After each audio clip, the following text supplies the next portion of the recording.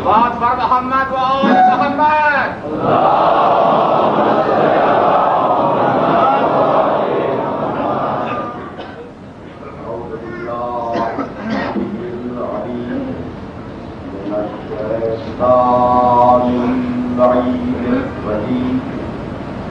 بسم اللہ الرحمن الرحیم. الحمد للہ الملک الحق المبین المتقاہر بعظمتہ جبابرۃ الطاغی المتخاضع بکبریائہ عتاۃ المتمردی المعترف بربوبیتہ سائر الخلق اجمعین. والصلاۃ والسلام والتحیۃ والاکرام علی اشرف النبیین وخاتم المرسلین سیدنا و مولانا ابی القاسم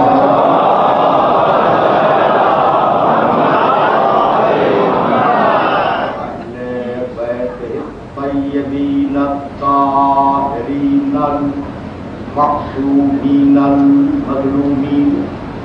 اما بعد فقد قال اللہ سبحانہ وتعالی فی محکم کتابہ المبین. بسم اللہ الرحمن الرحیم. یسبح للہ ما فی السماوات وما فی الارض الملک القدوس العزیز الحکیم.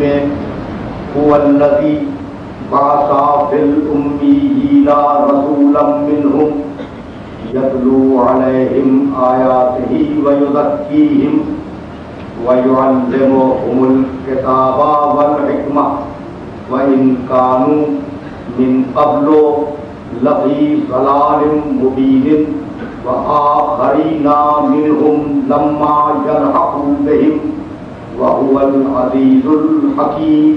سلام.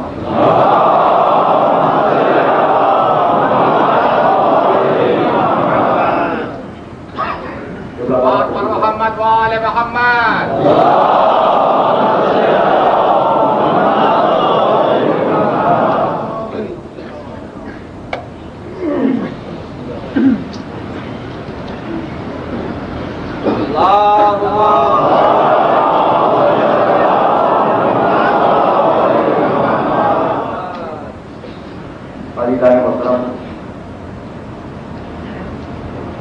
وہ سلسلہ گفتگو اس کا آغاز ہوا تھا. آج وہ اپنے 5ویں مرحلے میں داخل ہو رہا ہے.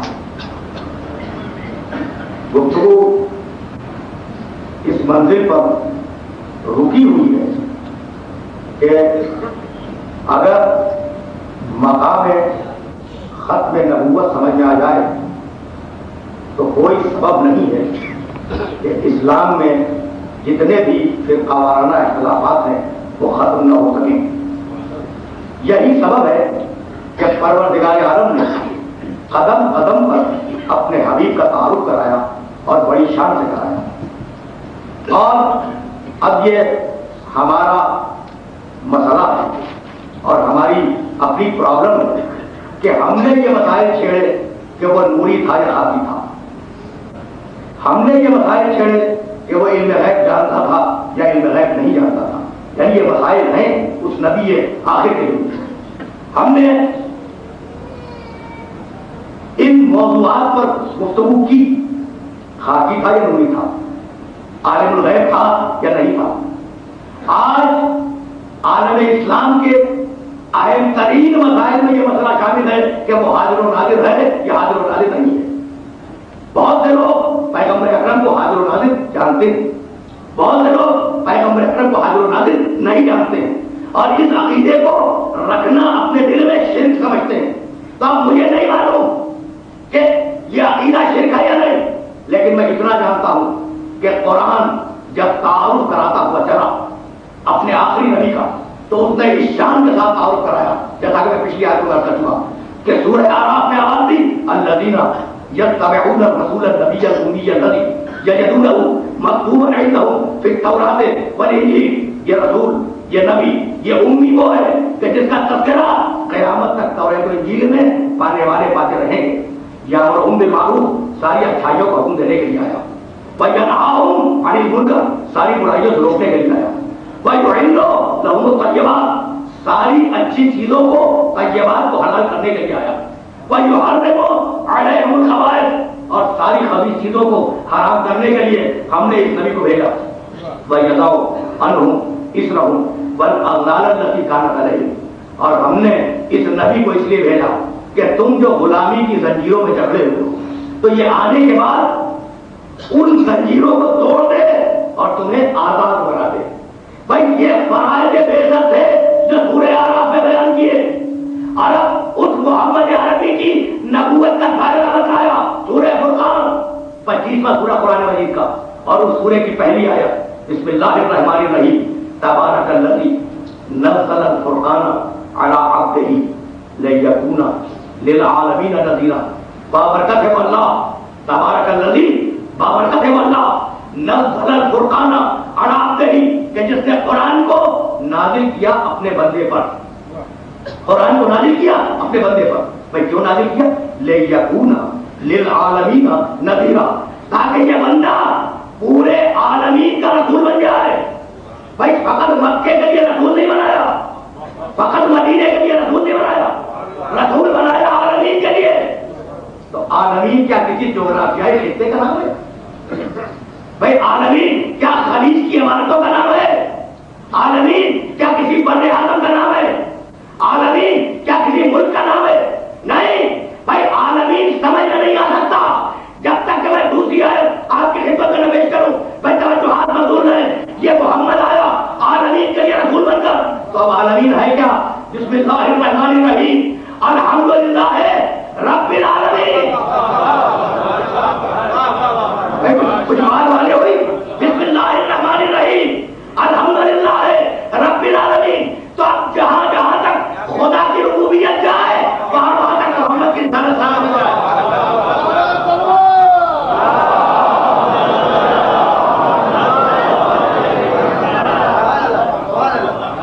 اب عزیزان محترم، یہ میری اخلاقی مجبوری ہے کہ ایک مسئلہ ملا بن خیر مولانا صادق علی شاہ کی خدمت میں کروں اور ایک مسئلہ ملا بن خیر مولانا محمد صلی اللہ علیہ وسلم. لیکن یہ میرے بزرگ ہیں اور میرے دوست ہیں، اب درمیان میں ہوں، لیکن خواہش یہی ہے کہ جو میسج میں کنوے کروں وہ میسج میرے سننے والوں تک پہنچ جائے. جہاں جہاں تک خدا کی ربوبیت جائے وہاں وہاں تک محمد کی رسالت جائے. تو محمد عالمین کے لیے رسول ہے نا. لیکن اب عجیب بات ہے، وہ دیا ہے سورہ فرقان کی تبارک الذی نزل الفرقان علی عبدہ لیکون للعالمین نذیرا، اور وہ آیت ہے سورہ انبیاء کی جس سے میرا ہاتھ سننے والا واقف ہے. وما ارسلناک الا رحمتا للعالمین. حبیب ہم نے تجھے رسول رحمت بنا کے بھیجا، نہ تنہا رسول بنایا نہ تنہا رحمت بنایا، نہ تنہا رسول بنایا نہ تنہا تجھے رحمت بنایا. تو حبیب تجھے رسول بھی بنایا رحمت بھی بنایا. اب اگر ہدایت جائے گی تو تیرے وسیلے سے، اور اب اگر رحمت جائے گی کائنات میں. بھائی توجہات مقبول ہے، میں میرے تقریر سے گزر رہا ہوں. تو حبیب تیرے وسیلے سے اس رحمت کو آگے جانا ہے. بھائی سورہ انعام قرآن مجید کا چھٹا سورہ، اور اس سورے میں دو مقامات پر لفظوں کو بدل کے، الفاظ بدل کے پروردگار نے کہا کتب علی نفسہ الرحمہ. پروردگار نے رحمت کو مخصوص رکھا ہے اپنے لیے. اچھا اب یہ سانس کا لینا اس کی رحمت ہے یا نہیں؟ ہے نا. اگر ایک لمحے کے لیے آکسیجن ختم ہو جائے تو پوری انسانیت ختم ہو جائے، ہر سانس لینے والا جاندار ختم ہو جائے. رحمت ہے یا نہیں؟ یہ بادلوں کا برسنا اس کی رحمت ہے یا نہیں؟ یہ زمین کا اپنے سینے کو چاک کر کے غلہ اگانا یہ بھی ایک رحمت کا کرشمہ ہے. یہ نسلوں کا آگے بڑھنا یہ بھی رحمت کا کرشمہ ہے. تو بارش برس رہی ہے رحمت ہے، دانا اگ رہا ہے رحمت ہے، سانس کے لیے ہوا مل رہی ہے رحمت ہے، پیاس کے لیے پانی مل رہا ہے رحمت ہے. اور اللہ نے رحمت کو محفوظ کیا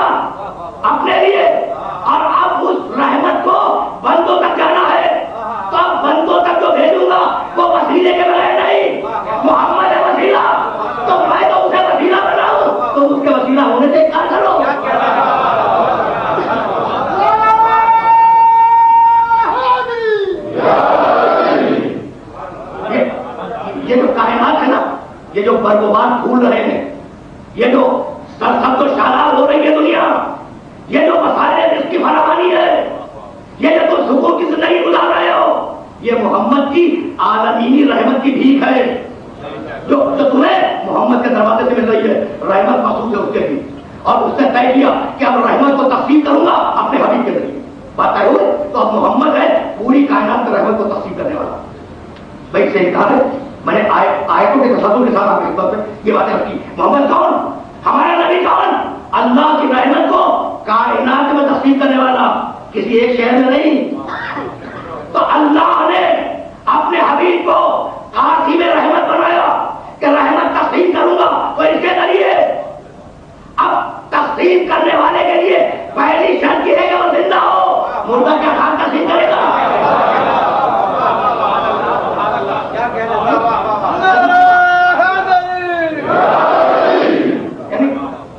ये भी वसाइल है।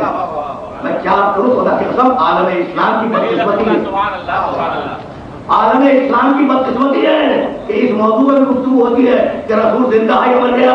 बहुतों का ख्याल है कि मर गया, बहुतों का ख्याल है कि जिंदा है। अब मुझे नहीं मालूम कि वो जिंदा है या नहीं, लेकिन एक तो यकीनन जिंदा है, उसका नाम है शहीद। इनकार करेगा? मैं पूरे कुरान मजीद में 2 मकामात पे है, ला तक़ूलू लिमन युक़्तलू फ़ी सबीलिल्लाह। सुनो, जो अल्लाह की राह में कत्ल हो जाए उसे खबरदार मुर्दा मत कहना। ला तहसबन्ना लज़ीना क़ुतिलू फ़ी सबीलिल्लाह, जो अल्लाह की राह में कत्ल हो जाए उसे मुर्दा ख्याल भी न करना। तो कुछ 2 ही मकामात है पूरे कुरान मजीद में, मुर्दा मत कहना, मुर्दा ख्याल भी न करना। कहने का ताल्लुक ज़बान से, ख्याल का ताल्लुक दिमाग से, दोनों पर मोहर लगाई। इस तरीके से कुरान में गौर करें तो मेरा आयत खुल के आते, दोनों पे मोहर लगाई कि खबरदार ये ख्याल भी ना ले पाए कि शहीद मुर्दा है ना। तो अब मोहम्मद जिंदा हो या मुर्दा, नऊज़ु बिल्लाह, शहीद तो जिंदा है ना। यानी पैगंबर के मुताबिक आप बैठ कर सकते हैं कि वो जिंदा है या मुर्दा, लेकिन शहीद के मुताबिक नहीं कर सकते, इसलिए कि शहीद के लिए कुरान ने वो जगह कहा वो जिंदा है। तो अब है कोई ऐसा मुसलमान जो कुरान की इन दोनों आयतों को चैलेंज कर दे? नहीं कर सकता। तो अब शहीद जिंदा है ना। अच्छा, तो शहीद किसे कहते हैं? पढ़े लिखे बच्चों को बात कर रहा हूं भाई, शहीद किसे कहते हैं? शहीद वो जो मोहम्मद के हुक्म पर जाकर मैदान जिहाद में जान दे दे। तो जो मोहम्मद के एक हुक्म पे अमल करे वो तो क़यामत तक जिंदा रहे, और वो मोहम्मद जिंदा रहे।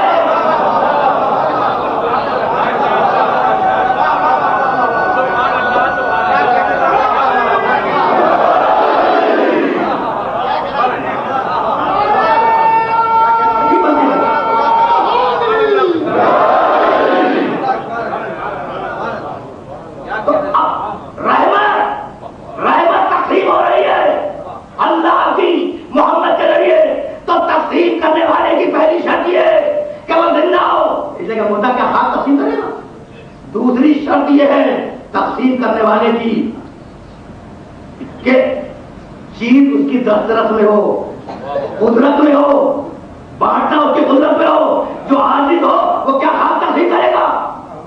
तीसरी शर्त यह कि जानता हो कि किसको कितनी एहतियाज है, जाहिल तकसीम नहीं कर सकता।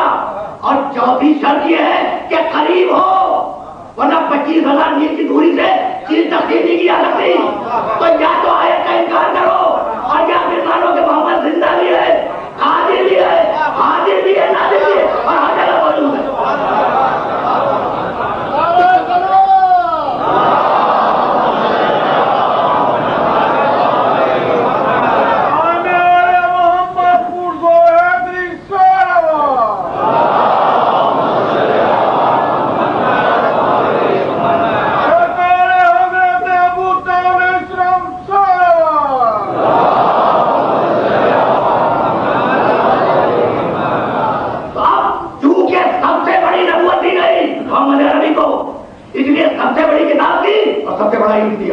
सिलसिला फिक्र आगे बढ़ रहा है।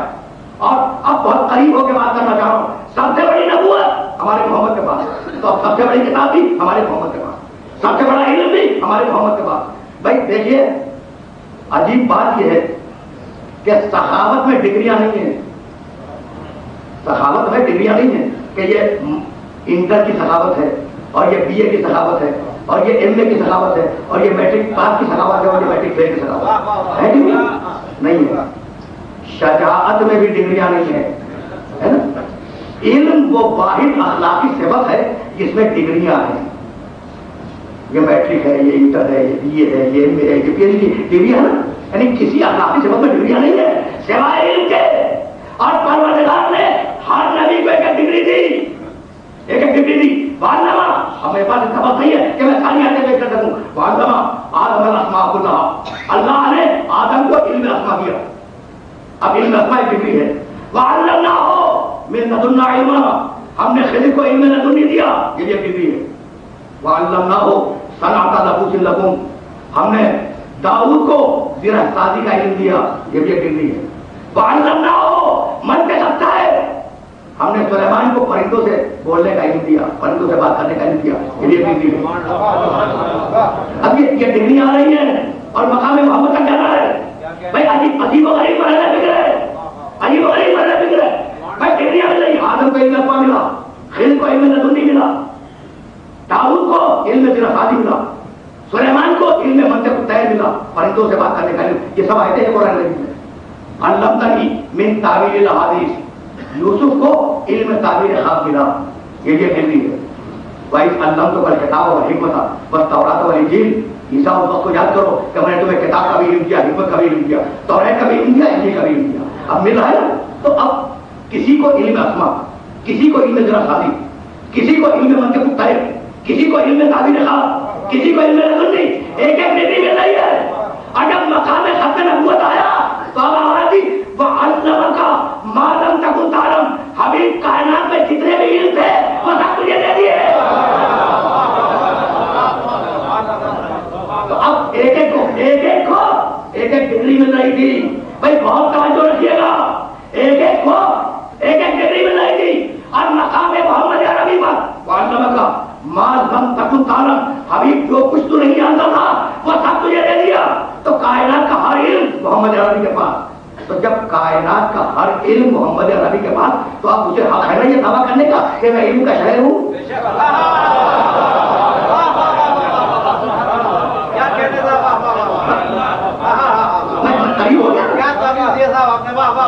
جب کائنات کا ہر علم ہے محمد عربی کے پاس، تو اب اس محمد عربی کو یہ حق حاصل ہے کہ مجھے آواز لگائے انا مدینۃ العلم، میں علم کا شہر ہوں.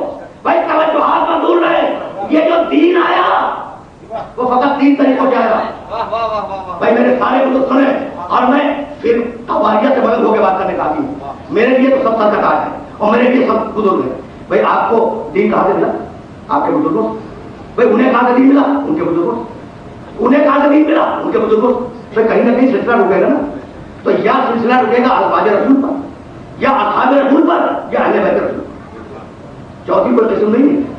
یا علم ملا آل محمد سے، یا علم ملا صحابہ کرام سے، یا علم ملا ازواج مطہرات سے.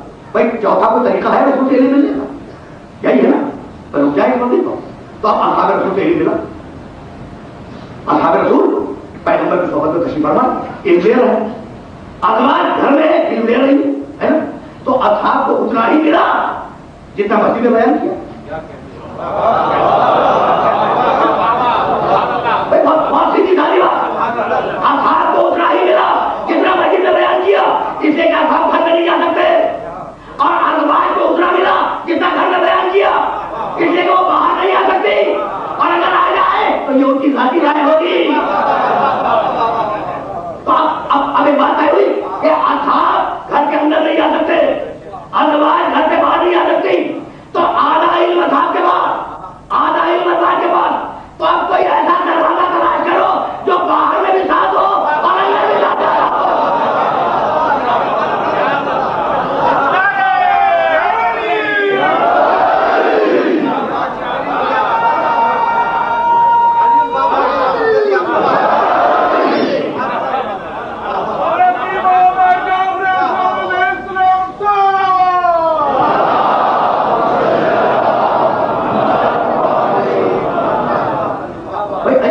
عجیب و غریب مراحل ہے. میرے دوست بتا رہے علی البابا کو ثابت کیا، تو اب علی البابا کی PhD بھی سن لیں. اور اب اس جملے کو میرے یاد رکھیے گا، انا مدینۃ العلم. دیکھیں حضرات میں بات کو اکیڈمی کر رہا ہوں. روایت کا ایک طریقہ ہے اسے بہت توجہ سے سنیں تو میں آگے بڑھ جاؤں. اچھا طریقہ کیا کہ روایت کو چیک کرنے کے لیے راوی دیکھے جاتے ہیں کہ کن سے آئی, اور ہر محدث کے نزدیک اپنا اپنا طریقہ ہے. امام بخاری رحمۃ اللہ علیہ جنہوں نے بخاری شریف لکھی ان کا اپنا ایک طریقہ ہے, ان کے استادوں کا ایک پینل ہے, ایک گروہ ہے جن سے وہ روایت کرتے ہیں. امام مسلم صحیح مسلم جو مرتب کرنے والے ان کا بھی ایک طریقہ ہے, اور اگر ان کے استادوں سے کوئی روایت نہ آئے تو پھر اسے قبول نہیں کرتے. نہ صحیح مسلم میں ہے نہ صحیح بخاری میں, اگر ان کے استاد کے ذریعے نہ آئے. کچھ 100 سال کے بعد ایک بڑے محدث پیدا ہوئے, یہ قبلہ کعبہ کے احترام میں کر رہا ہوں, ایک بڑے محدث پیدا ہوئے ابو عبداللہ حاکم نیسابوری. بہت توجہ سے سنیے گا, ابو عبداللہ جو ان کی بنیاد ہے حاکم نیسابوری, انہوں نے ایک کتاب لکھی جس کا نام ہے المستدرک. اچھا المستدرک میں انہوں نے وہ روایتیں جمع کی ہیں جو امام بخاری کے استادوں ہی سے چلی تھی, لیکن کسی مسئلہ کی بنا پر انہوں نے ان روایتوں کو نظر انداز کر دیا, اور وہ روایتیں جمع کی جو امام مسلم کے بزرگوں نے ان تک پہنچائی تھی, لیکن کسی مسئلہ کی بنا پر وہ روایتیں نظر انداز ہو گئی. تو انہوں نے یہ لکھا حاکم نیسابوری نے کہ میری سمجھ میں یہ نہیں آتا کہ آنا مدینۃ العلم کی روایت ان دونوں بزرگوں کے استادوں نے نقل کی تھی, تو پھر یہ بخاری میں بھی نہیں اور مسلم میں بھی نہیں, بات کیا ہے؟ تو حاکم نیسابوری کی سمجھ میں نہیں آیا, لیکن میری سمجھ میں آ گیا, اور وہ یوں سمجھ میں آیا کہ اگر روایت آنا مدینۃ العلم پر رک جاتی تو سارے بزرگ نقل کرتے ہیں. کچھ بات آتے ہو رہی ہے, اگر روایت آنا مدینۃ العلم پر رک جاتی تو سارے بزرگ نقل کرتے تھے, لیکن مجبوری یہ تھی کہ اس کے آگے جملہ لگا ہوا تھا واری البابا, واری البابا. تو اب کیا کریں؟ تو اب تاریخ بڑھ رہی ہے آگے, اب المیہ کرو روایت, کہنے لگے کہ بھائی روایت تو ہے لیکن ترجمہ لوگ نہیں سمجھ پائے. میں نے کہا اچھا ترجمہ نہیں سمجھے؟ ان کا کہا ترجمہ نہیں سمجھے. کہا میں نے کہا کہ بھائی بتائیں ترجمہ کیا؟ کہنے لگے ترجمہ یہ کہ آنا مدینۃ العلم, میں علم کا شہر ہے, وہ علی البابا, اور اس کا دروازہ بہت بلند ہے, اسے کہ علی کے بھاری بلند ہے.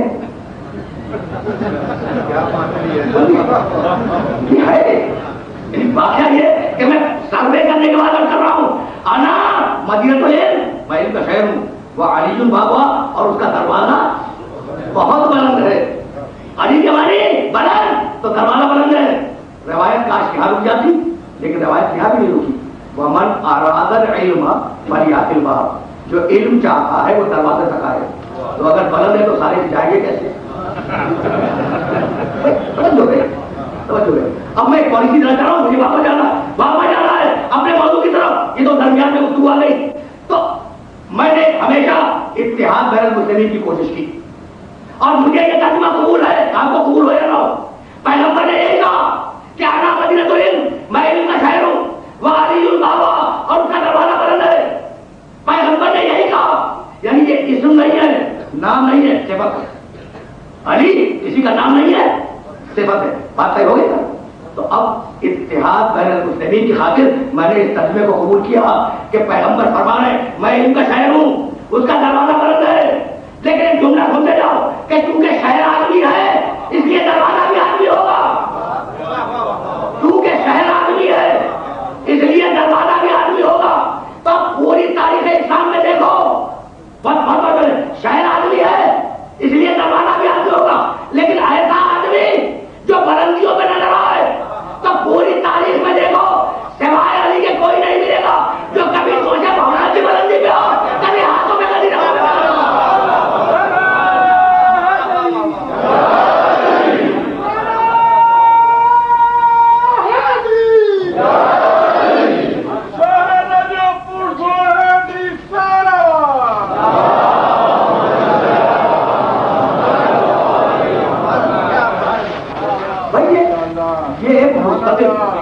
یہ ایک مستقل منصوبہ بندی ہے, یہ ایک مستقل منصوبہ بندی ہے کہ اگر کہیں علی بھائی بہت وجہ ہے تو کہہ دو کہ اسم نہیں ہے, صفت ہے. اب اسم اور صفت تو میرے سننے والے جانتے ہیں. اچھا تو اگر نام لے علی تو آپ اسم نہیں ہے, صفت ہے. اور اگر صفت بیان کریں تو کہتے ہو کہ یہ نہیں مراد ہے وہ مراد. اب میں حوالہ آپ کو دے دوں اور حوالے کو جا کے کنفرم کیجیے. بھائی وہ آیت تو ذہن میں ہے نا آپ کے, جب بھائی نے بھائی کو چھوڑایا بستر کو, ہجرت کی رات, تو آیت کیا ہوتی ہے؟ وَمِنَ النَّاسِ مَن يَشْرِي نَفْسَهُ ابْتِغَاءَ مَرْضَاتِ اللَّهِ وَاللَّهُ رَءُوفٌ بِالْعِبَادِ. ایک بندہ بندوں میں ایسا بھی ہے جس نے نفس کو بیچا پڑتی خریدی. تحقیق تو ہوگی نا, تو بندہ کون ہے؟ آپ یقین فرمائیے جلال الدین سیوطی رحمۃ اللہ علیہ نے اگرچہ روایت کو غلط قرار دیا ہے لیکن نقل کی ہے کہ ایک راوی نے کہا کہ اس آیت سے مراد علی نہیں ہے. اچھا تو پھر کون ہے؟ کہنے لگا راوی کہ عبد الرحمن ابن ملجم مراد ہے. آپ یقین فرمائیے میں سیکنڈ ہینڈ انفارمیشن دینے کا آدمی نہیں ہوں کہ کسی نے سن کے آپ سے کروں. تفسیر دور منصور میں یہ اور موجود ہے. تو اب منصوبہ سمجھنا ہے, اگر نام دے اگر نام دے تو کہو کہ صفت ہے, اگر صفت بتلا ہے تو کہو کہ یہ مراد نہیں ہے وہ مراد ہے. تو پیغمبر تو امت کے بلا خوب جانتا ہے نا, تو پیغمبر نے بھی طے کیا کہ ایک دن ایک ساتھ 5 صفتیں دوں گا.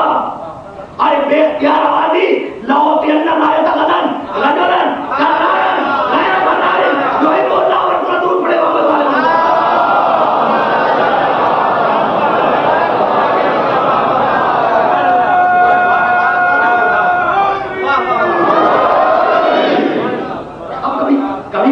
کبھی اس روایت پہ بھی تذکرہ ہوگا. بھائی ایک ساتھ 5 صفتیں دے دی, رجل ہوگا, کرار ہوگا, غیر فرار ہوگا, خدا اور رسول کا محب ہوگا, خدا اور رسول کا محبوب ہوگا.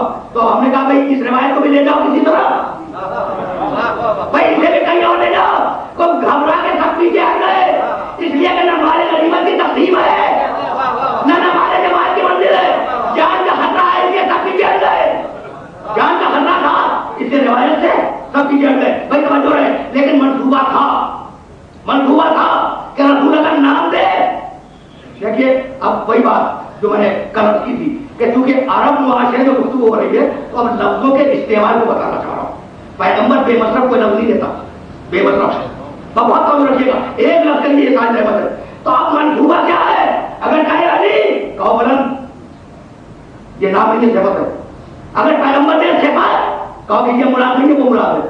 تو پیغمبر تو خوب جان رہا تھا نا, اسی لیے پیغمبر نے آخری تعارف کے موقع پر بائیں ہاتھ سے اٹھایا اور دائیں ہاتھ کی انگلی کا اشارہ کیا کہ من کن تو مولا ہو فہذا علی مولا, یہ علی مولا ہے. اب اس علی کو صفت نہ سمجھ لینا. اب دروازہ طے ہو گیا نا, اب ایک دروازہ طے ہوا. اب اگر کے بعد میرے محترم سننے والوں کے ذہن نشین ہوئی ہو تو میں پھر واپس جا رہا ہوں قرآن کی طرف. یہ تو درمیان میں ایک حدیث تھی, میں پھر واپس جا رہا ہوں قرآن کی طرف. محمد شرعی اور اس کا یہ دروازہ معین ہے نا. اب جا کے دیکھیے گا منہم سورہ محمد 45واں سورہ پڑھنے والی تھا. منہم من یستمع الیک, بھائی ٹھنڈے دل سے آئے سنیں. منہم من یستمع الیک حتی اذا خرجوا من عندک قالوا للذین اوتوا العلم ماذا قال آنفا. حبیب بہت ذمہ داری سے ترجمہ کر رہا ہوں. حبیب تیرے پاس بیٹھنے اٹھنے والوں میں ایسے بھی ہیں جو تیری بات کو توجہ سے سنتے ہیں. یہ میں نے لفظ توجہ کہاں سے بڑھا دیا؟ منہم من یستمع الیک. بھئی یسمع نہیں ہے, یستمع ہے. باب استماع کی خصوصیت یہ ہے کہ اس میں توجہ شامل ہو جائے. منہم من یستمع الیک, تیرے پاس جو لوگ ہیں نا یہ تیری بات کو, ان میں بہت سے ایسے ہیں جو تیری بات کو توجہ سے سنتے ہیں. حتی اذا خرجوا من عندک, اور جب اب بات سن لی نا, جب بات سن کر باہر نکلے تو قالوا للذین اوتوا العلم, تو صاحبان علم سے پوچھنے لگے کہ ماذا قال آنفا, ابھی رسول کیا کہہ رہا تھا. شان سمجھ آ گئی بات بیٹھنے والوں کی. بھائی عجیب بات ہے. سورہ محمد منہم من یستمع الیک حتی اذا خرجوا من عندک قالوا للذین اوتوا العلم ماذا قال آنفا. بھائی توجہ منظور ہے. ابھی رسول سے سنا, کوئی آیت آئی ابھی رسول سے سنا اور باہر نکل کر اوتوا العلم سے پوچھنے لگے. یہ اوتوا العلم کے معنی جنہیں علم دیا گیا ہے, صاحبان علم. تو ہم رسول کے زمانے میں کچھ تو ہے نا, رسول کے علاوہ جنہیں علم دیا گیا ہے ان سے پوچھا کہ یہ رسول کیا کہہ رہا تھا. رسول کے زمانے میں آیت آئی میں اصرار کر رہا ہوں جملے پر. آیت رسول کے زمانے میں آئی, سنی, توجہ سے سنی, باہر نکل کر اصول سے پوچھنے لگے کہ ابھی کیا کہہ رہا تھا. تو جو کتاب زمانے رسول میں کا نام کافی نہ ہو تو بعد رسول کے کافی ہو جائے گی.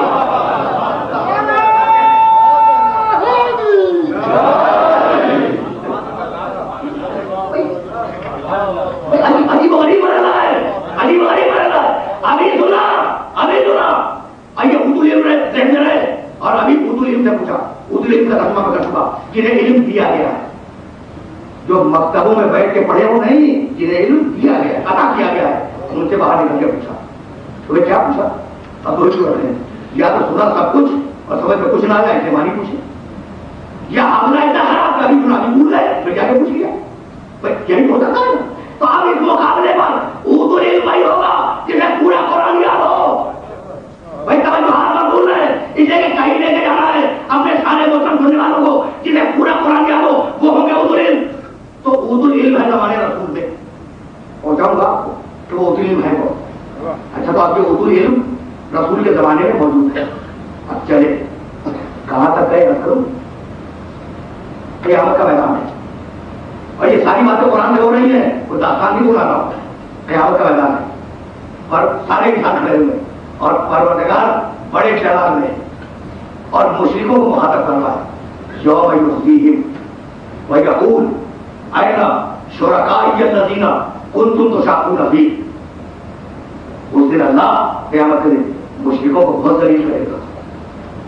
یعنی سب سے زیادہ ناراض اللہ کس سے؟ مشرکوں سے. اس دن اللہ مشرکوں کو بہت ذلیل کرے گا.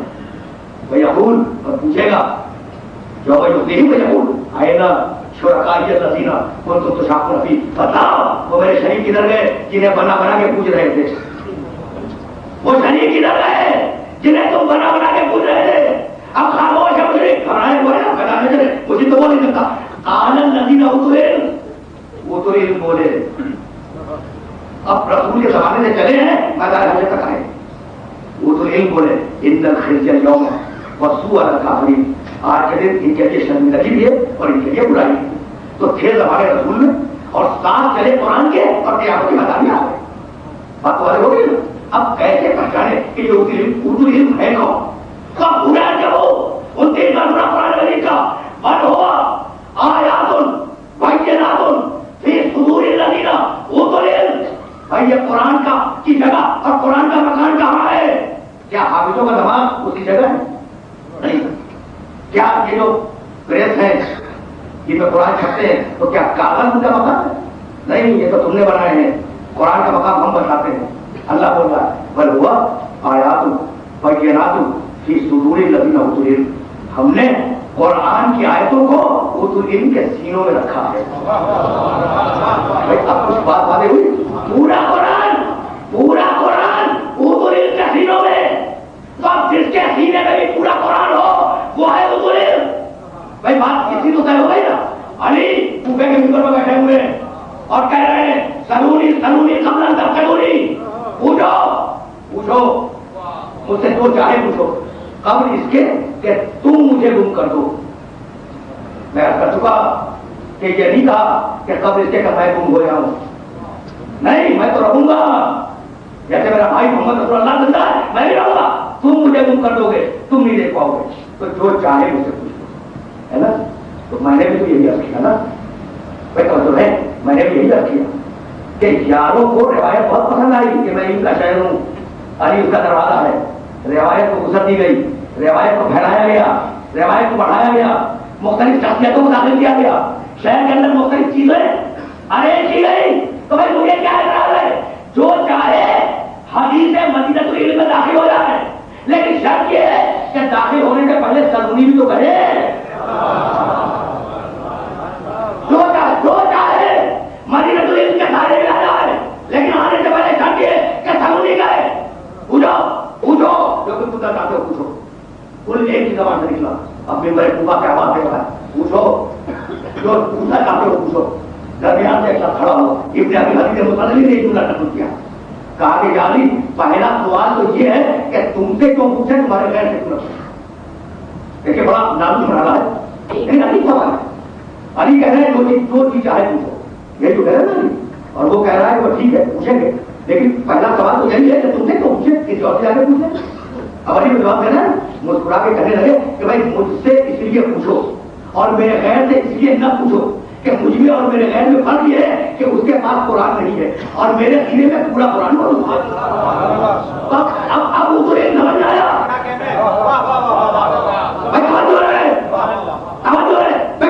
کہیں لے کے جانا ابھی موقع مجاہد ہے اور اپنے سننے والوں کو کہیں لے کے جانا ہے تو پورا قرآن علی کے سینے میں، پورا قرآن علی کے سینے میں. تو اب جو صفت قرآن کی وہی اعتراض ہے، پورا سبجیکٹ ہے، پورا موضوع ہے جسے ایک ہیڈ لائن میں لے کے جا رہا ہوں، پورا قرآن علی کے سینے میں. تو اب جو صفت قرآن کی وہی صفت علی کی. بھائی قرآن کی صفت کیا ہے؟ وَمَا مِنْ غَائِبَةٍ فِي السَّمَاوَاتِ وَالْأَرْضِ إِلَّا فِي كِتَابٍ مُبِينٍ. آسمان و زمین کا ہر غیب قرآن میں ہے. پڑھے لکھے بننے کے حوالے ہی آیت کر دی میں نے. آسمان و زمین کا، آسمان و زمین کا ہر غیب، ہر غیب قرآن میں، اور قرآن علی کے سینے میں. تو اب علی عالم الغیب ہوا یا نہیں ہوا؟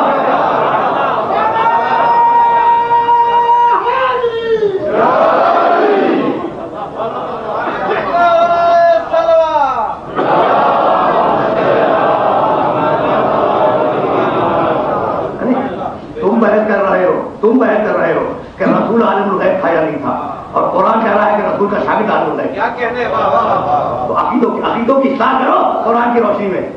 پورا غیب قرآن میں، قرآن علی کے سینے میں. تو اگر قرآن عالم الغیب، علی کے عالم الغیب.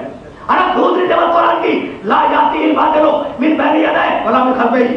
بھائی کتنے حملے کرنے جاؤ قرآن پر کرتے رہو لیکن تمہارے حملے کامیاب نہیں کرو ایسا. اب 1500 سال تو گزر گئے نا قرآن کو آئے ہوئے، کسی ایک آیت میں کوئی خالی نکلا تو علمی حملہ نہیں ہو سکتا. قرآن کو جلا تو سکتے ہو، قرآن کو پھاڑ کر پھینک سکتے ہو، قرآن کی توہین کر سکتے ہو، لیکن قرآن کی کسی آیت کو اگر ثابت کر دو، اس پر کوئی اعتراض کر دو، یہ ممکن نہیں. تو جو صفت قرآن کی وہی صفت ہے نا. بھائی بڑا نازک مرحلہ آ گیا اور مجھے جانا ہے بہت دور، لیکن جا رہا ہوں ضرور جاؤں. اب علی پر قیامت تک کوئی علمی حملہ نہیں ہو سکتا، علمی حملہ نہیں ہو سکتا. بھائی قتل کر دو، ضربت لگا دو، گھر کے دروازے کو جلا دو، لیکن علی پر علمی حملہ نہیں ہو سکتا. بھائی یہی سبب ہے کہ یہ روایت بھی علامہ معتزلی نے نقل کی. علی تفسیر بیان کر رہا ہے وما من دابۃ فی السماوات والارض الا علی اللہ رزقها. دو طریقوں سے یہ آیت آئی ہے. آسمان و زمین کا کوئی چلنے والا جانور جاندار ایسا نہیں ہے جس کا رزق صرف اللہ کی ذمہ داری ہے. علی نے یہ آیت پڑھی اور کہنے لگے کہ رزق کی دو قسمیں ہیں. ایک رزق حتمی ہے جو تمہارے مقدر میں، اب تم اس کے لیے کوشش کرو یا نہ کرو وہ تمہیں مل کے رہے گا. اور ایک رزق مشروط ہے، کوشش کرو گے ملے گا، نہیں کرو گے تو نہیں ملے گا. علی نے رزق کی دو قسمیں بیان کی، ایک حتمی اور ایک مشروط. یعنی آسانہ تو میں کروں، ایک وہ رزق ہے جس کے پیچھے تم بھاگ رہے ہو، اب چاہے ملے چاہے نہ ملے، اور ایک وہ رزق ہے جو تمہارے پیچھے بھاگ رہا ہے، وہ رزق تمہیں مل کے رہے گا، ہے نا. ایک نے دوسرے کو دیکھا، ایک نے دوسرے کو دیکھا، کہا آج علی کو رسوا کروں، کہا اس سے بہتر موقع کیا ہے علی کو رسوا کرنے کا، اس سے بہتر موقع کیا ہے. اس کے کھڑا ہو گیا، کہا کہ علی تمہارا خیال یہی ہے نا، یہی ہے نا تمہارا خیال کہ اگر مقدر ہے تو مل کے رہے گا. کہا کہ ہاں میرا خیال یہی ہے. اب ممبر سے بیٹھے بات کر رہے ہیں، علی ممبر سے بیٹھے ہوئے بات کر رہے ہیں، میرا خیال یہی کہ مل کے رہے گا. کہا اچھا علی فرض کرو، اب مقصودے میں بات ہو رہی، فرض کرو کہ ایک انسان کے مقدر میں رزق ہے. کہا ٹھیک فرض کیا. کہا کہ ہم نے اسے پکڑ لیا. کہا پکڑ لو. اب وہ سرمنی کا خطیب ممبر میں بیٹھا ہوا ہے، مجمع خاموش ہے اور بولنے والا بول رہا ہے. کہا اسے لے گئے، لے جا کر ایک حجرے میں بند کر دیا. کہا بند کر دو. کہا جتنے سوراخ کے حجرے میں ان میں جو روزن تھے نا انہیں مجھے بند کر دیا. کہا بند کر دو. کہا پہلے دار بٹھا دیے کہ اب کسی راستے سے رزق نہ جانے پائے. اب بتاؤ اگر اس کے مقدر میں رزق ہے تو کیسے جائے گا؟ جواب نہیں دیا. کہا کہ ایک سوال پوچھوں. کہا کہ یا علی پوچھ لو. کہا بس اتنا بتا دو کہ اگر اسی لمحے میں اس کی موت لکھی ہوئی ہے تو موت آئے گی یا نہیں آئے گی؟ کہا کہ یا علی موت تو آئے گی. کہا بس انہیں جواب دے دیا جس راستے سے میرا کوئی موت جائے گا اسی راستے سے ساری دنیا جائے گا.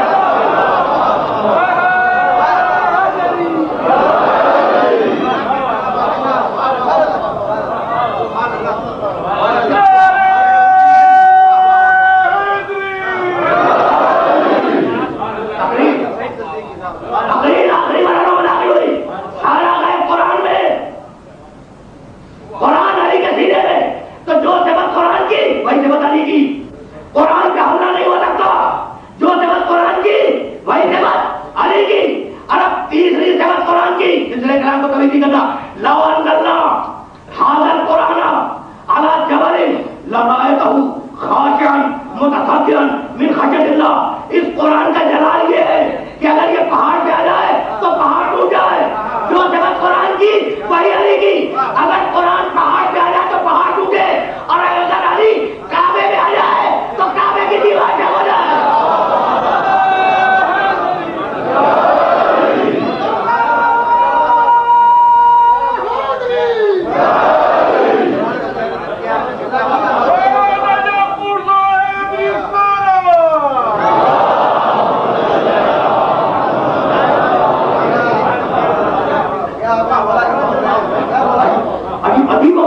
عجیب و غریب پر اللہ بک رہے بھائی، آگے بڑھ کے کسی نے کہا کہ علی بڑے دعوے کر رہے ہو، بھائی اب سلسلہ کلام کو اس مرحلے سے آگے نہیں جانا، علی بڑے دعوے کر رہے ہو، پوچھو اب یہ سارے سوالات اسی سرمنی کے جواب میں ہیں کہ کہیں کو علی تو ہو جائے، بھائی کہیں کو علی کا جواب ہو، کہا پوچھو، کہا پوچھو، کہا پوچھو، اس نے سورہ زخرف کی آیت پڑھی، وَقَالَ مَنْ أَرْسَلْنَا مِنْ قَبْلِكَ مِنْ رُسُلِنَا اجعلنا من دون الرحمن آلہۃ یعبدون، ایک ایک لفظ کے ترجمے پر توجہ فرمائیے گا، وَقَالَ مَنْ أَرْسَلْنَا مِنْ قَبْلِكَ مِنْ رُسُلِنَا، حبیب تم سے پہلے جتنے رسول گزرے، جتنے رسول گزرے ان سب سے پوچھو، کیا پوچھو کہ کیا میں نے اپنی عبادت کے علاوہ کسی غیر کی عبادت کو بھی جائز کیا؟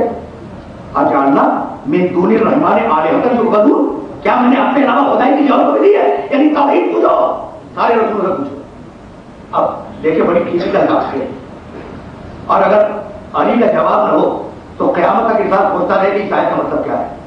پیغمبر کو حکم دیا جا رہا ہے پوچھو، وَاسْأَلْ امر کا صیغہ، اور اگر قرائن نہ ہو، یہ جملہ میں صرف صحابہ کے اعزاز میں کر رہا ہوں، اگر قرائن نہ ہو تو صیغہ امر وجوب پہ دلیل ہے، بتائیں پوچھو، اور کس سے پوچھو؟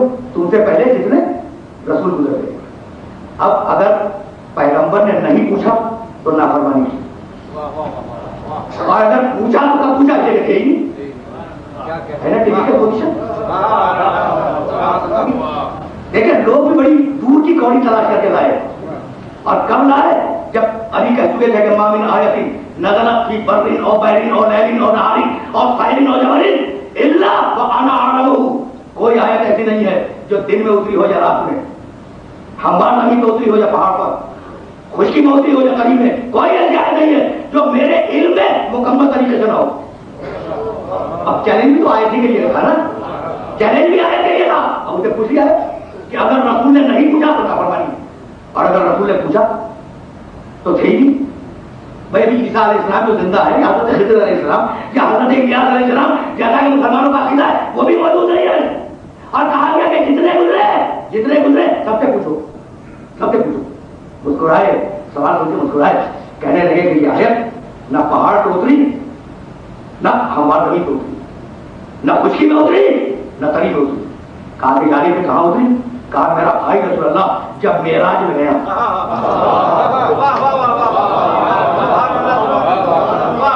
علی کے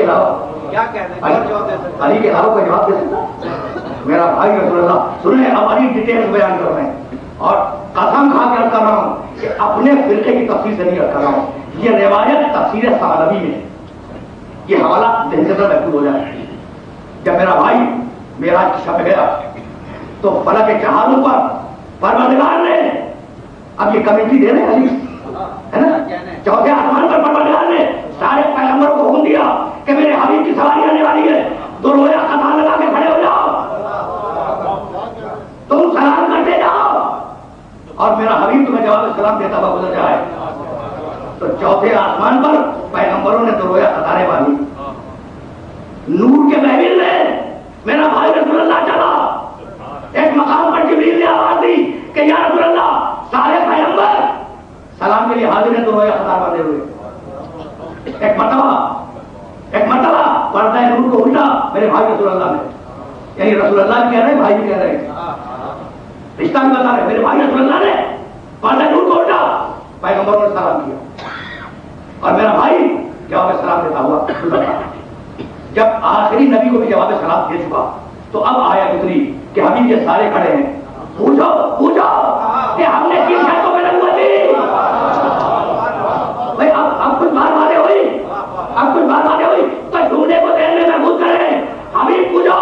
تفسیر ثانوی علامہ ثانوی عالم اسلام کے مشہور مفسر اور مشہور لغوی سے حوالے کو اس لیے کر رہا ہوں کہ اگر آپ کو کنفرم کرنا ہو تو دے سکتے ہیں۔ سواری رکی، آیت اتری، اب پیغمبر مڑے اور کہنے لگے پیغمبر ہو، پیغمبر ہو۔ علامہ ثانوی کا تعلق ہمارے پیچھے سے نہیں ہے، پیغمبر ہو ذرا یہ تو بتاؤ کہ اللہ نے تمہیں کن شرطوں پہ نبوت دی؟ یعنی نبوت پانے کی شرطیں کیا تھی؟ بھائی زبان سارے پیغمبروں نے آواز دی کہ یا رسول اللہ پہلی شرط یہ تھی کہ ہم توحید کا اقرار کریں۔ کہا اور کچھ شرط؟ کہا کہ ہاں یا رسول اللہ دوسری شرط یہ تھی کہ ہم آپ کی نبوت کا اقرار کریں۔ کہا کوئی اور شرط؟ کہا کہ ہاں یا رسول اللہ تیسری شرط یہ تھی کہ آپ کے بھائی علی کی ولایت کا اقرار کریں۔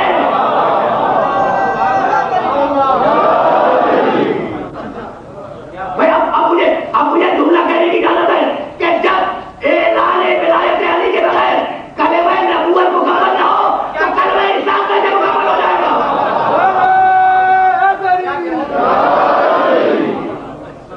اب میرے پاس دامن وقت میں گنجائش نہیں رہی، لیکن جملے سنتے جائیں، سواری دور کی چلی۔ اب مجھے بہت آگے نہیں جانا، اس لیے میں وقت دیکھ رہا ہوں اور اب دامن وقت میں بہت زیادہ گنجائش نہیں ہے۔ نور کی سواری چلی، سلام کیا، پیغمبروں نے جواب ملا، پیغمبر کی طرف سے سوالات ہوئے، سوالات سن کر پیغمبر چلے۔ ایک منزل وہ آئی جہاں جبریل نے آواز دی، بھائی ہزاروں مرتبہ آپ نے سنا، مجھے تو بہت آگے جانا ہے۔ ایک منزل وہ آئی جہاں جبریل نے آواز دی کہ یا رسول اللہ لو دنوت انمولتن لا انحرفت، اللہ کے رسول اگر انگلی کے پھوڑ کے برابر بھی آگے بڑھ جاؤں تو میں چل جاؤں گا، پر نہیں پورا چل جاؤں گا، میں پورا چل جاؤں گا، ہے نا؟ اور رسول بھی خاموش ہے، یہ نہیں کہتے کہ تم میرے ساتھ ہو جلنے سے بچ جاؤ گے، یعنی صحابیہ جلنے سے نہیں بچاتی۔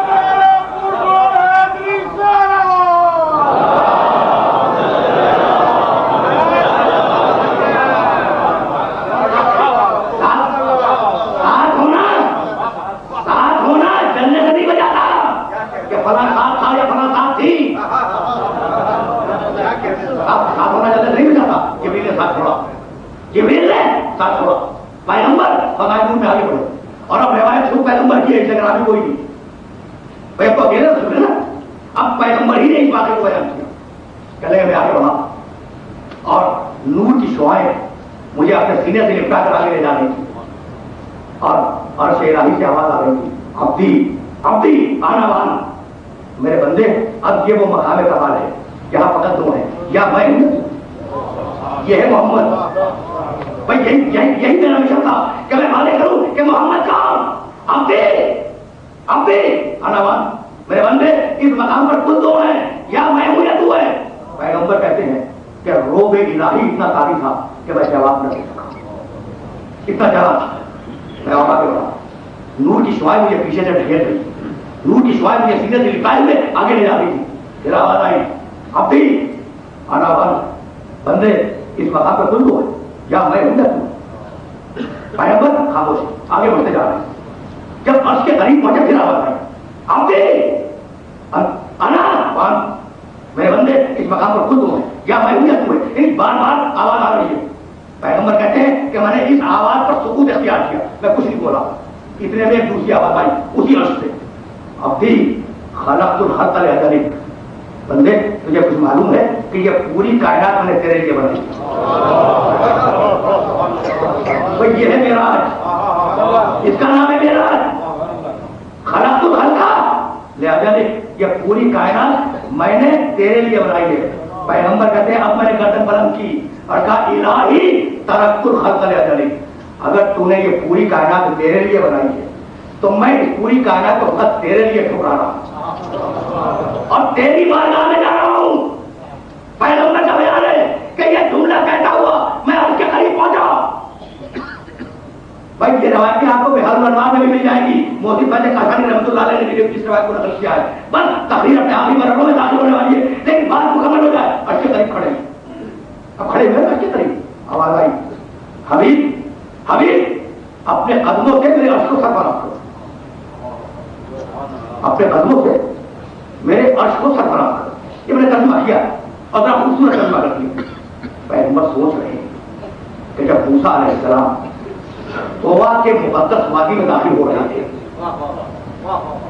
دیکھیں طوا یروشلم کے قریب مقام ہے اور ابھی تو جب موسیٰ علیہ السلام اس وادی کے قریب پہنچے تو حکم آیا فخلعنا علیک فإنک بالوادی المقدس طوا.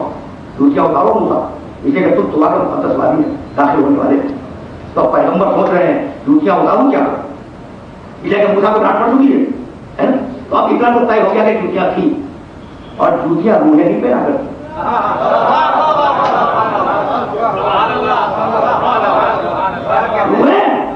روحیں جوتیاں نہیں پہنا کرتی. تو اب اتنا یہ بھی طے ہو گیا کہ جسمانی تھی. بھائی جسمانی تھی. بھائی توجہ رہے. پیغمبر ابھی سوچ رہے ہیں کہ ایک مرتبہ آواز آئی کہ حبیب میری خواہش یہ ہے کہ تیرے نالائن میرے عرش پہ بلند ہو. اب ہمارا محمد نالائن کے ساتھ عرش الہی پہ بلند ہے نا. تو اب محمد ہی کو معراج نہیں ہوئی, نالائن کو بھی معراج ہوئی ہے یا نہیں. اب یہ معراج فقط اللہ محمد کی معراج نہیں ہے, محمد کی جوتیوں کو بھی معراج ہوئی ہے نا. یہ کس عبادت گزار ناقے کے کھال کی جوتی تھی, یہ کس مقدس اونٹ کے کھال کی جوتی تھی جسے اللہ نے معراج میں بلایا. تو یہ اس کی ذاتی خصوصیت نہیں تھی, چونکہ محمد کے قدموں سے لپٹی ہوئی تھی اس لیے معراج میں چلی گئی. اگر تم بھی محمد کے قدموں سے لپٹے رہو تو جنت کی ضمانت کھائے ہونا نہیں ہے.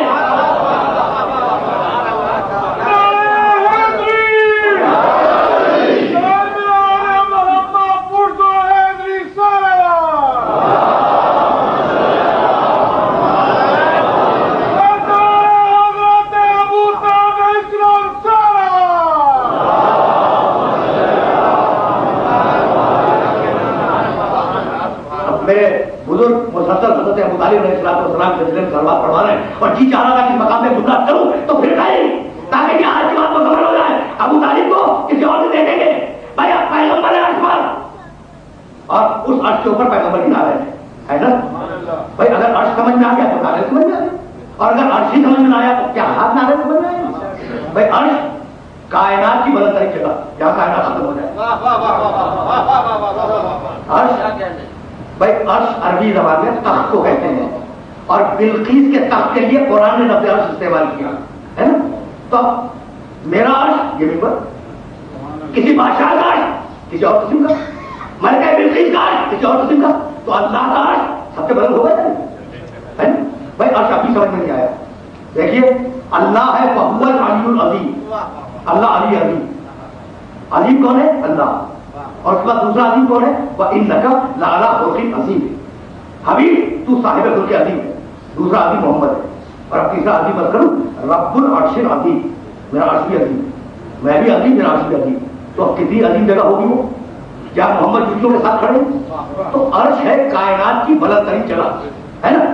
جنت عرش کے نیچے, کوثر عرش کے نیچے, سرخویر عرش کے نیچے, ساری کتابیں عرش کے نیچے, سارے خلفاء عرش کے نیچے, سارے انبیاء عرش کے نیچے, سارے اولیاء عرش کے نیچے, عرش ان سب کے اوپر, اور عرش کے اوپر محمد کی جوتیاں. بھائی بات بات ہو گئی. تو اب مجھے جملہ کہنے کی اجازت ہے کہ جب ساری دنیا مل کر کفش محمد کا مقابلہ نہ کر سکی تو نفس محمد کا مقابلہ کیا کرے گا.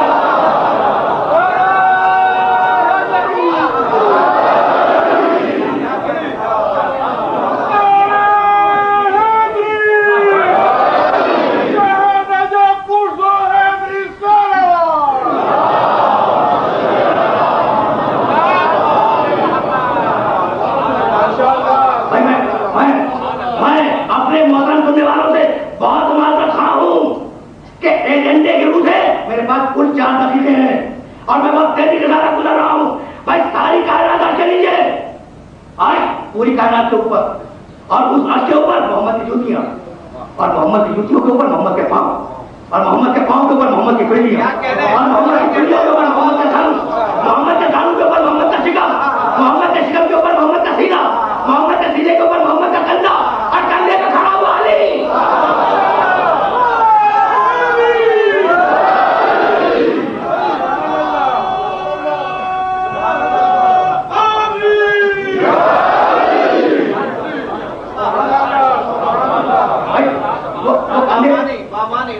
کندھے پہ کھڑا ہوا نظر آ رہا ہے نا، فتح مکہ کے دن کندھے پہ کھڑا ہوا ہے نا۔ اب اس میں اختلاف ہے کہ کندھوں پہ لکھا ہوا کیا تھا، لیکن دونوں طرف مہر نبوت تھی۔ اب جملہ کیا تھا اس میں اختلاف ہے، سیرت النبی میں کچھ اور ہے، تاریخ میں کچھ اور ہے، لیکن ایک بات پہ اتفاق ہے کہ داہنے کندھے پر لا الہ الا اللہ، بائیں کندھے پر محمد رسول اللہ، اور علی دونوں کندھوں پہ پاؤں رکھے ہوئے کھڑے ہے نا۔ بھائی آج رب اللہ پہ پاؤں رکھ کے دکھا دو، اگر مسلمان رہ جاؤ جب جانوں، اگر مومن رہ جاؤ جب جانوں، جان بوجھ کر اگر کوئی شخص لفظ اللہ کے اوپر پاؤں رکھے اسلام کے دائرے سے نکل جائے تو یہی تو فرق ہے نا مومن میں اور امین میں، یہی فرق ہے مومن میں اور امیر مومن میں نہیں۔ بھائی یہ تو کلمہ مکمل ہو رہا تھا، دائرے کندھے پہ لا الہ الا اللہ، بائیں کندھے پہ محمد رسول اللہ، اور درمیان میں علی جو بنے گا۔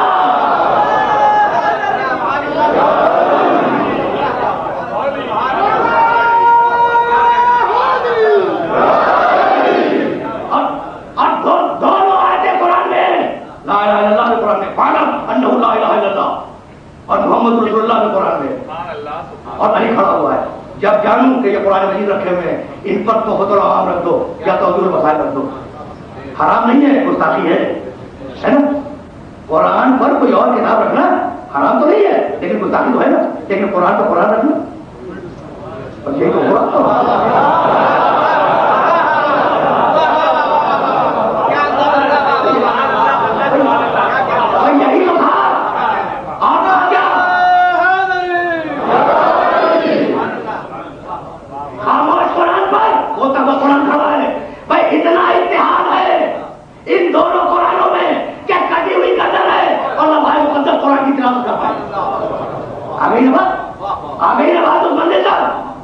اب اس بندے سے مجھے آگے نہیں جانا، اور مجھے فقط 3 دقیقوں کی اجازت ہے، گفتگو طویل ہے لیکن بہت تیزی کے ساتھ سماپت کر رہا ہوں۔ کٹی ہوئی گردن سے لوگ متوجہ ہوئے جب بازار کوفہ میں شورش کے آثار پیدا ہوئے تو فوری طور پر طے کیا گیا کہ قافلے کو دربار میں لے جایا جائے تاکہ شورش سب جائے۔ کیوں؟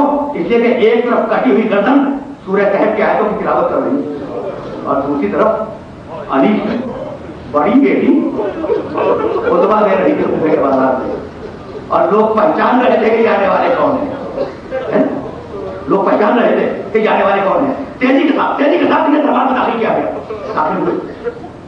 میرے پاس اب بالکل بات نہیں، لیکن 2 جملے سنتے جائیں اور بہت سر نہیں گزار رہا ہوں۔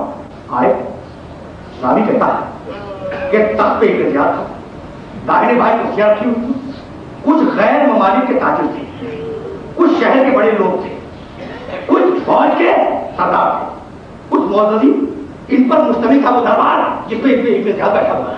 ایک راوی کہتا ہے کہ ہمیں کچھ نہیں معلوم کہ یہ آنے والے کس خاندان کے لوگ ہیں، لیکن وہ بیویاں اتنی شریف اور اتنی نجیب تھی کہ ان کے چہرے ان کے بالوں سے چھپے ہوئے، اور وہ بیویاں ہر قدم پر نظامت سے اور شرمندگی سے بیٹھنا چاہ رہی تھی دربار کے آتے وقت، لیکن ظالم نو کے نیزہ سے اذیت دے کر انہیں آگے بڑھا دیا۔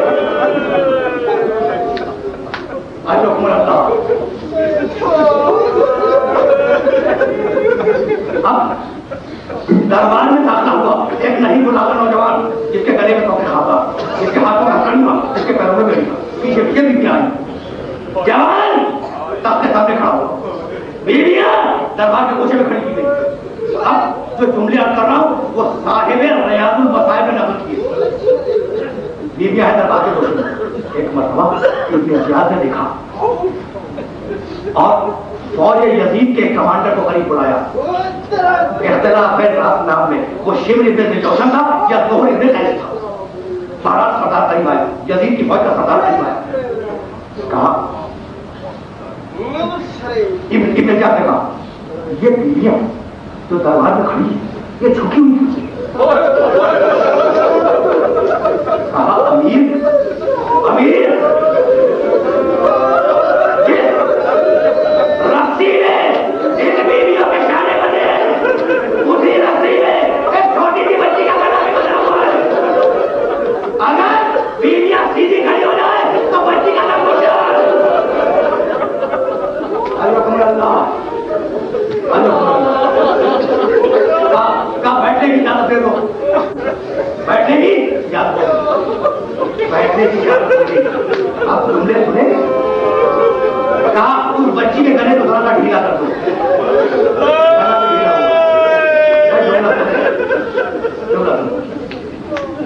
مطلب زہر ابن قیس کو مخاطب کیا اور کہا زہر ذرا ان بیویوں کا تعارف تو کرا لے۔ کبھی کبھی میں سوچا کرتا ہوں بھائی میرے سامنے اس شہر کے شرفا کا مجمع ہے، غیرت داروں کا مجمع ہے، کیا کوئی میرا محترم سننے والا یہ پسند کرے گا کہ اس کی ناموس کا نام بھرے بننے میں یہ کلیجہ تھا فقط سجدہ سجاد کا، یہ عام انسان کا صبر نہیں ہے، یہ امامت کا صبر ہے۔ سجدہ سجاد کھڑے میں سن رہے ہیں اور اشارہ کر کے پوچھ رہا ہے کہ ذرا ان بیویوں کا تعارف کرا دے۔ اب صاحب ریاض کے حوالے سے جملہ کرو، اس نے انگلی کا اشارہ کیا اور کہا کہ علی وہ بیوی جو داخل طرف بیٹھی وہ حسن ابن علی کی بیوہ میں فرما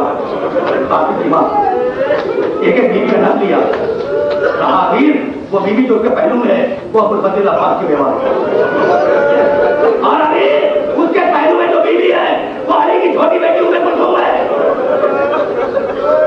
جب ایک ایک بیوی کا تعارف ہو چکا، میں آپ سے گنجا کیا، آپ سے گنجا کیا تبھی تباہ ہو گئی۔ میں بہت معذرت خواہ ہوں کہ میں نے آپ کا مسئلہ لے لیا، تو جہاں تک کی اجازت دے دیں بھائی، جب سب کا تعارف ہو چکا تو ابن زیاد نے دیکھا کہ ایک بیوی ان ساری بیویوں کے پیچھے چھپنے کی کوشش کر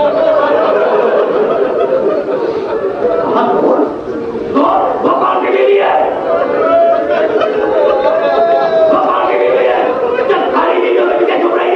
تو کہاں تو انگلی کے اشارے سے زور کہہ رہا تھا یہ فلاں ہے یہ فلاں ہے یہ فلاں ہے، زور کانپنے لگا، کہا امیر آہستہ بول تو علی کی بڑی بیٹی ہے۔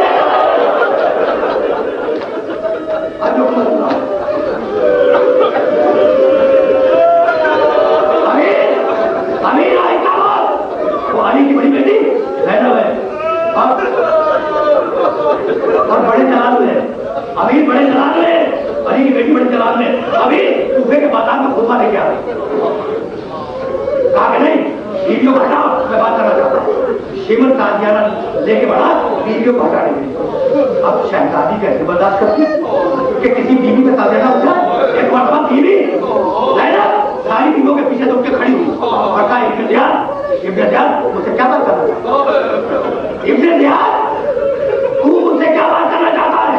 جیسے ہی دربار میں شہزادی کی آواز گونجی، پیغمبر کا ایک صحابی عبداللہ ابن ابی بکر جو نابینا تھا، ایک آنکھ کے جبل میں دوسری آنکھ کے سلسلے میں لایا ہوئی تھی، 95 برس کی عمر تھی، علی کا چاہنے والا تھا، اب اس کو کچھ نہیں معلوم کہ کون آئے، نابینا ہے نا اور علی کا چاہنے والا ہے۔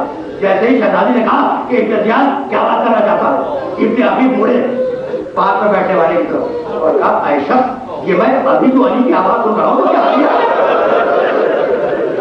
یہ تو میں ابھی علی کی آواز سن رہا ہوں، کیا علی زندہ ہو گیا ہے؟ کہا ابن ابی تمہاری عقل کیا ماری گئی؟ تمہاری عمر کے ساتھ تمہاری عقل کی جواب دے؟ کہا کہ نہیں، خدا کی قسم میں نے پوری زندگی علی کے ساتھ گزاری ہے، ابھی تو آواز آئی تھی نا وہی لہجہ تھا، وہی تیور تھا، وہی انداز تھا۔ کہا کہ نہیں ابھی نہیں، وہ علی نہیں بول رہے۔ کہا کہ پھر کون بول رہا؟ کہا وہ علی کی بڑی بیٹی زینب بول رہی ہے۔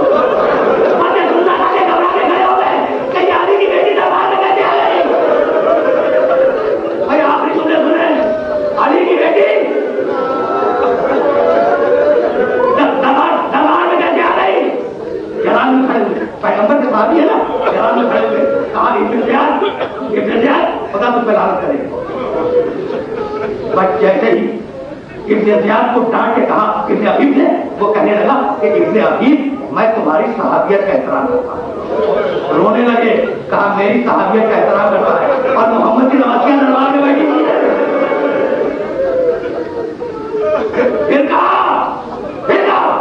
خدا بھائی یہ آخری جملہ بڑی سمجھ کا, خدا اس پہ لعنت کرے. غصہ آیا ابن زیاد کو, جلاد نے حکم دیا اس بڈھے کی گردن کاٹ دو. جلاد نے تلوار کھینچی, چلا عبداللہ ابن عفیف کندی کو قتل کرنے کے لیے. قبیلہ بنو کندا سے تعلق ہے, کندی ہے نا, قبیلہ بنو کندا سے تعلق ہے. قبیلہ بنو کندا کے معتدی بیٹھے ہوئے دربار میں, جیسے دیکھا کہ ہمارے قبیلے کے شخص کو جلاد پڑ رہا ختم کرنے, انہوں نے تلواریں کھینچی اور تلواریں کھینچ کے بلند کی